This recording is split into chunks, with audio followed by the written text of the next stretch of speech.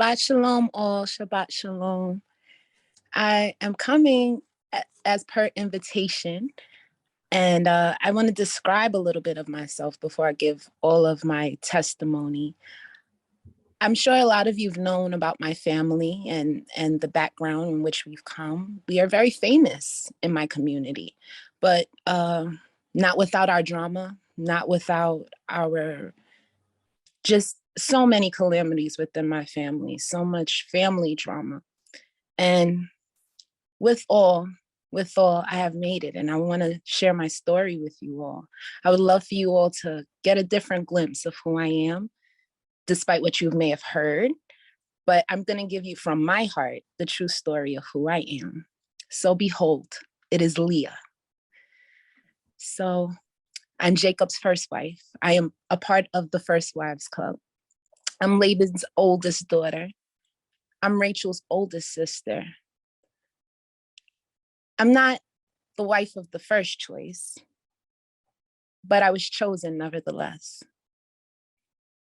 You see, I'm not sure about you, but I could tell you about me.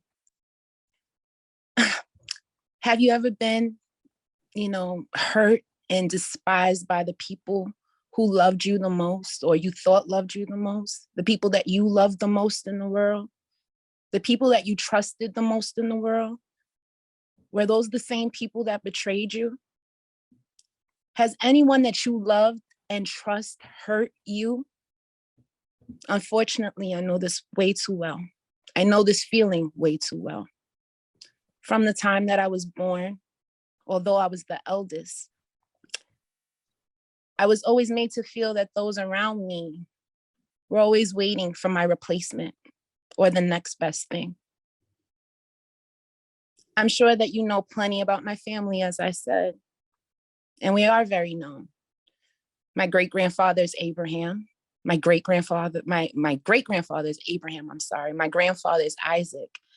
And my husband is Jacob, his twin brother Esau. My sister Rachel, I'm sure you've heard of her beauty. That seems to be the thing that everybody knows about her. But even with my own father Laban and his wickedness, I'm sure you've heard of his story as well. But not too much is said about me. I'm not sure if it's because of my appearance. I'm not sure if it's because of my stature in my community as being a woman. I'm not sure if those are the reasons, but let me share myself with you today. My name in Hebrew means tired, cow, delicate. None of those words resonate with me and who I believe that I am. But even in the Greek, they call me weary. I believe, though, that I was named after my mother. As it's written in the Torah, her name was Adina. And Adina, it also means delicate and refined. And I believe that good part of herself was put into me. I believe that her delicateness and her refinedness is what helped my generations later on, because what she instilled in me, I was able to carry out because I wasn't getting it from my father. I'm not sure why my father doesn't speak much about her, or, I guess that's just his way. That's the kind of man he is. Definitely not a kind man as a father. But it seems that, my life was always spent trying to obtain an affirmation in some way or another, some attention, to feel that I'm seen, heard, loved, not to be seen as the delicate one, to not be seen as the one who's so fragile. I wanted people to see my strength. They said my eyes were tender. I don't see that as a bad thing. To be able to see the tenderness and have empathy for others, I never saw the problem in it. But it was always an issue for everyone else. Jacob, my husband, however, also my cousin, believe it or not, came from, down south. He had nothing. He was poor. And upon his arrival, he meets my sister and he falls madly in love with her just from seeing her on sight. you know, and he comes back to our city realizing that this is, you know, from talking to her, that this is the cousin that his mom had, my aunt Rebecca, told him about. And you know, he was in the right place. He had came to the right place. And the first one he sees my sister Rachel, which is all wonderful. But at the time, I still was unmarried. And in the customs of our day, it was uncommon and it was uncustomary for my sister to get married before me. My sister shouldn't have been getting married before me. It was bad enough that my whole life I was the one sheltered. My sister's out at the well. She's out doing whatever she's doing, but I'm being hidden in the house. I'm not to be seen. I was shamed for how I looked. I wasn't as beautiful as she was. She was out to be seen. They didn't even have me out to be seen. And, you know, it's one thing to, you know, be an only girl, but I wasn't the only girl. And the love wasn't divided equally amongst me and my sister. Well, again, when Jacob met my sister Rachel, and you know, he kissed her and he already told her that he loved her and he wanted to marry her. And my father, that same Laban, turned around without any hesitation, gives permission for my sister to marry this man who we don't know. We don't know his history. We don't know anything about him, his ways, his family's ways. He's foreign to us. And just because, you know, my father being my father, he just gave her away. But little did we know that my father had a whole nother plan. He had something totally different set apart.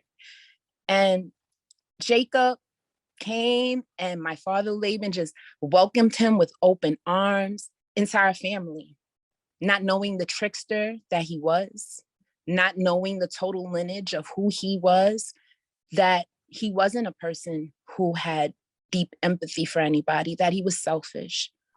And these things weren't known about him. And again, he was poor. He didn't have anything. So when he comes, my dad made an agreement with him for like 10 shekels. 10 shekels. Who works for 10 shekels? But he works for 10 shekels, next to nothing. He really didn't have much of a choice because he really wanted to marry my sister and he didn't have a dowry. He didn't have a bride's price. So he just decided he's going to go with it. He was fine with that. And 7 years, my father makes him a deal. 7 years, you can marry Rachel. I don't know how many ladies here are married, but I'm sure every woman here remembers their wedding day. Hopefully with fond memories. Most people do remember them with fond memories, but I can't say that. I can't say that it was a fond memory for me. I didn't say I was about to be a bride, did I? Nobody was looking at me. But I became a bride without my consent, without my knowledge, without me loving this man, and definitely without him loving me. And it wasn't what I envisioned for myself. I believed that Yeshua had something greater for me, but I don't believe that my father saw my worth. He never did. He never did. And whatever he could bargain to get what he wanted in his selfishness, he was willing to do it, even at the risk of hurting me, at the risk of hurting my sister who loved this man, at the risk of disgracing himself and our family. He put his own needs ahead of everyone else's. And I remember it. The memories are just so hard and so harsh for me to remember. But I remember in the still of the night, 7 years I see this guy. Have no clue what's going on. I think my sister's about to get married. And I thought it was odd for me to be getting bathed, oiled and massaged and to be prepped in this way for my sister's wedding. I was put in heavy linens and my face was completely covered. And there's nothing that a woman wants on her wedding night but to be met with a face of disgust and displeasing. And when Jacob came to me and he pulls the veil off in the morning. He didn't even check for me at night. He was so anxious after 7 years of waiting. He never checks that night. He didn't check until that morning. And when he takes the veil off and he realizes me, he looks at me with disgust. And all he says is, "Behold, it's LEAH," with this disgust in his mouth, with this face. And I knew then, in that moment, that there was already not a situation that I wanted, but I was hoping that he could learn to love me. But in that moment, I knew that he would never love me. There's so many levels of hurt to that. To be once rejected by your dad, then to get married without your consent to be rejected by this man, and to already have had society reject you overall. Jacob never loved me. No matter what I did, no matter how much I tried, he never loved me. He never turned around and came into that love that a woman always hopes for. He never found that with me. But yet again, he was there and he, in disgust, decides, I still don't want this woman. I don't care about this. I want what I've asked you for, what our agreement was. And he goes back to my father and makes an agreement for an additional 7 years. For shekels, another 7 years, because I wasn't worth it to him. You know, he loved Rachel and they eventually did get married. But I knew I was unloved. I knew I was unfavored. But the one thing that God saw where nobody else saw, and what often God sees that we do not realize he sees, he shares in our pain. He knows our heart because he doesn't look at the stuff on the surface. And God saw my pain and he opened my womb and I began to have kids. And even though my sister married our husband, she couldn't bear kids. She became infertile. And God shut up her womb until I was able to establish myself. You know, every time I had a child, I thought that Jacob would love me. Maybe this child would do it, you know? First I had Reuben because I thought, God, he's gonna see me now. I have his first son. I've brought an heir into our community. I'm helping fulfill the promise.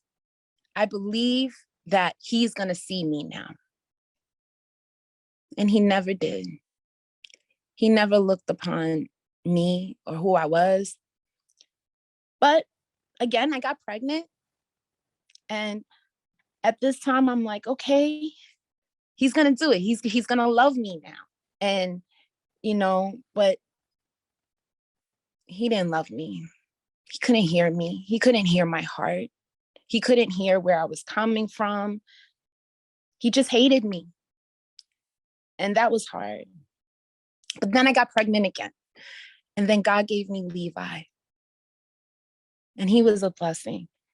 And this was my hope that maybe this would bring attachment and knitness and closeness into our life. And that never happened. But I got tired. I got tired of waiting for a love that wasn't coming. I got tired of having an affirmation that wouldn't come, hoping and praying that one day he would see me for who I was.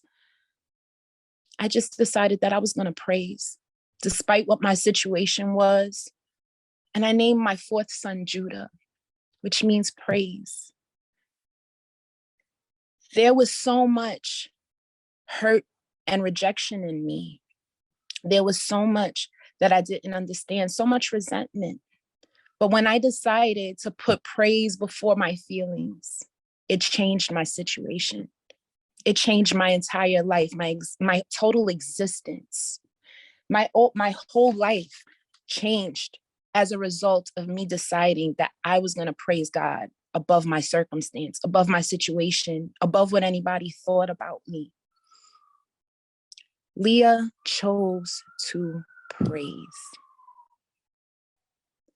She chose it. It was a decision. Every day, every day, every day, I had to make a choice and a decision that I wasn't going to let my situation dictate who I was going to be. Who people saw me as didn't matter anymore. But because through my children, God showed me love. He showed me grace and he showed me mercy. He showed me that love is an action word. He showed me, he gave to me.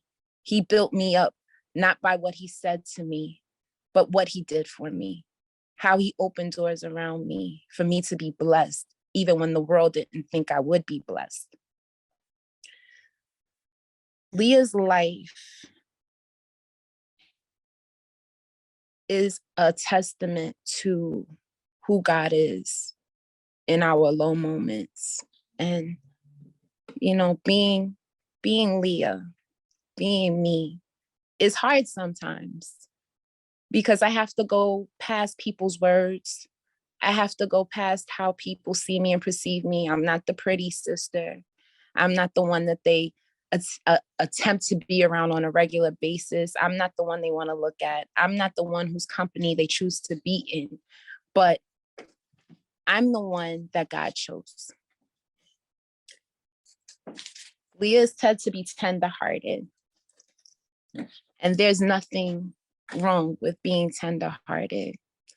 It is a direct connection to who God is. God is love. And there's nothing wrong with that. There's nothing wrong with being who God made you to be. We look at things like tender and delicate as words that aren't strength. And they are. Words like joy. The joy of the Lord is my strength. There's strength in these words. And they're not something to be beaten down by. There's nothing wrong with letting God's life and light shine through you in a soft way. There's nothing wrong with that. Fire and brimstone has its place, but there's something beautiful about love and kindness. So again, I want to go also into my children's lineage because I think that's also important. God blessed me with not only 4 kids, but God blessed me with 7. After Judah, I had 3 more boys, and then I had a daughter, Dinah. And through me, God used me to be able to give 6 of the 12 tribes of Judah, the 12 tribes, the patriarchal tribes on which God's word and his legacy is established. I was given a place of honor in death, whereas my sister died in childbirth along the road. I was laid with Abraham and Isaac. And where people didn't feel that I should have been honored, I was honored. God showed me that he loved me. So I'm going to close in this. So yes, those same people that hurt you despitefully use you and cause the most pain in your life, whether it be your parents, your children, your family, your spouses, whoever, everyone around Leah fails her. Everyone. But God's purpose was still carried out in her life. Despite us, God's will be carried out. I can't mess up God's plan. My failures and my sin cannot destroy God's plans. The bloodline of Jesus, as promised to Abraham, was carried out through Leah. God will not be undermined. God and God alone can reach our deepest needs. When you see the culture of a woman was only revered and honored, only significant if she was a wife and a mother. And God gave her a legacy that was unsurmountable when people didn't find her worthy to even be seen. But what I also get from this is that We have to have forgiveness for people who fail us. Forgiveness for us for failing others around us. For God to teach us to love one another better as Christ loved the church. God shows us that we should not devalue ourselves based off of other people's opinions. Learn to see yourself the way God sees you, the way God views you, not what you see or what others people say about you.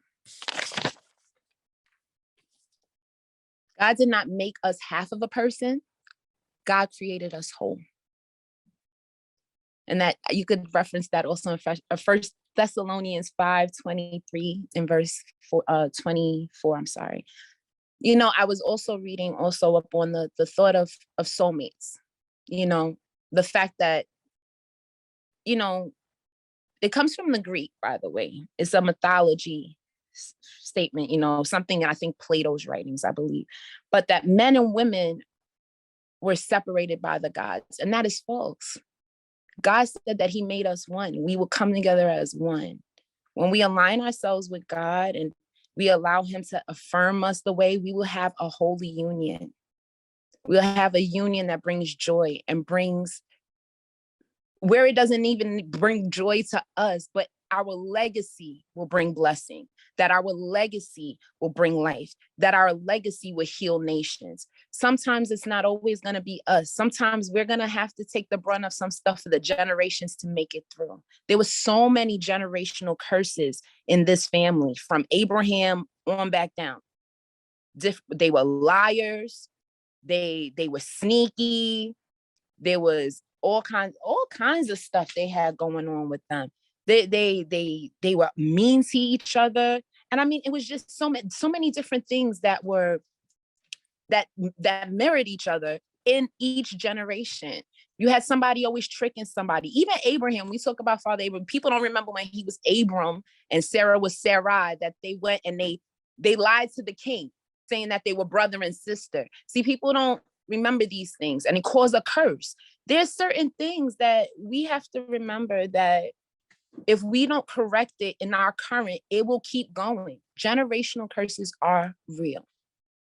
So although, you know, I'm going to catch myself back up. I'm sorry. So even in the midst of our darkest and roughest time, God still finds us and he still loves us. And he takes care of us, always working for us. Even when Leah felt unloved, unnoticed, unseen, unheard, God showed great love and mercy.